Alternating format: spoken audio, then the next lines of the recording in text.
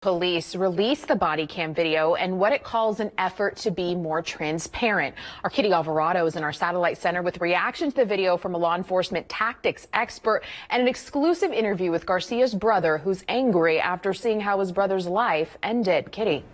That's right, and Francisco Rios says that videotape is proof his brother didn't die in police custody, but was killed by police. But the expert we spoke with says it is a tough video to watch, but police officers, they did nothing wrong.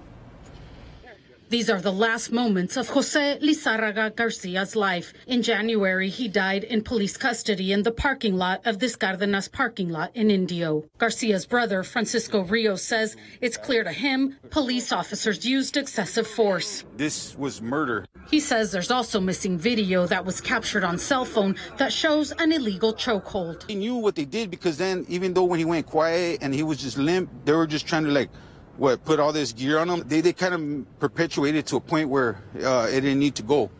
It's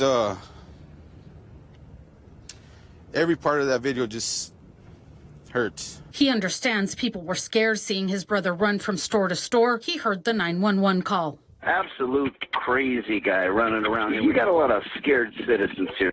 But he sees it differently. He just needed help. He wanted help. He wanted help, and no one was there. We reached out to Dr. Glenn Haas, a retired law enforcement commander with 3 decades of experience who teaches use of force and de-escalation to departments across the country, and had him analyze the video. To him, it's immediately clear Garcia was already beyond de-escalation because police could not communicate with him. He's not able to communicate in a rational level. Now they have to stop the person. They have to hold him until they can transport him, get him help. He says now officers have to restrain him. They restrain the hands, they have the handcuffs on. That does not mean the person's still not a threat. So one of the threats is the ability to spit, so they put the mask on. Person's still a threat because they have legs that can kick, and now they go to trying to restrain the person's legs, but you can see that they're using hands. There's open palm hands that are holding the person down. There's nothing here that shows that there's any misconduct, any excessive force. You have officers that are standing by watching. Again, no profanity. They're being professional. No punches being thrown. From his experience, officers have no choice but to restrain the person to avoid them and others getting hurt. The restraint can still lead to some negative consequences, but they have to be restrained. There's no question it's a tough video to watch with a tragic ending. Despite what we see on TV, that's entertainment. This is reality. And somebody loses their life. But Rios says the officers must face the justice system they deprived his brother. They need to be arrested and they need to be judged for what they did.